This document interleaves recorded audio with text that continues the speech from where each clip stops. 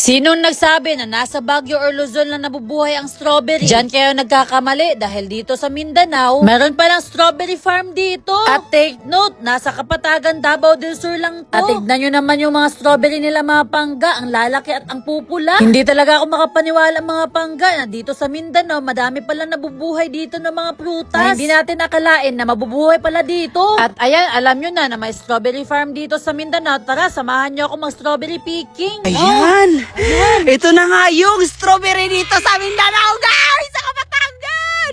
Oh, strawberry! Mga pangga, strawberry picking tayo dito sa Mindanao. Ang laki ng strawberry. Titikman natin kung ganun ba yung lasa niya katulad dun sa pinuntahan natin. Uy. May mga strawberry.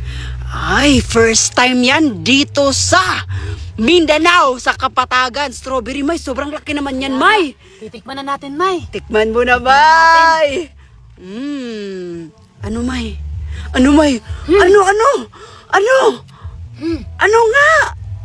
Sobrang sarap, May. Oh, talaga? Sobrang malasa. Oh, Ibang-iba dun sa natikman natin, May. talaga? Promise. Dami na tayong natikman na strawberry sa iba't ibang lugar, pero kakaiba dito talaga? Promise, May. Legit, hindi ako nagsisinungaling. Uy, parang gusto ko din tikman, May.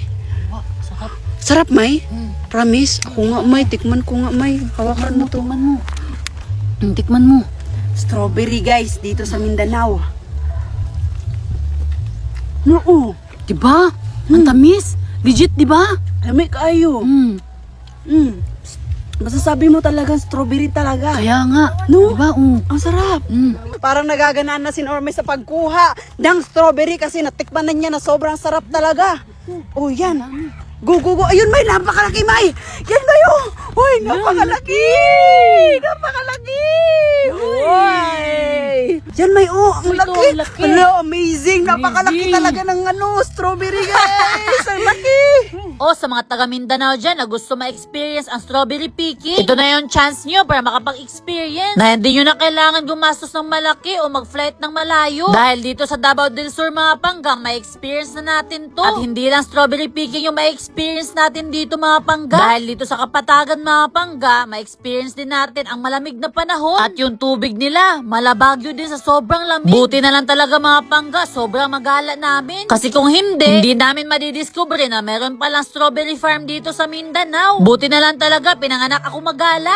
Mga pangga, meron tayong bagong kinakaaliwan ngayon. Ito yung PHL Ruby. Titignan natin kung papaldo tayo. Madaming laro dito mga pangga, pero yung susubukan natin is yung Super Ace. Ito na mga pangga, titignan natin kung papaldo tayo.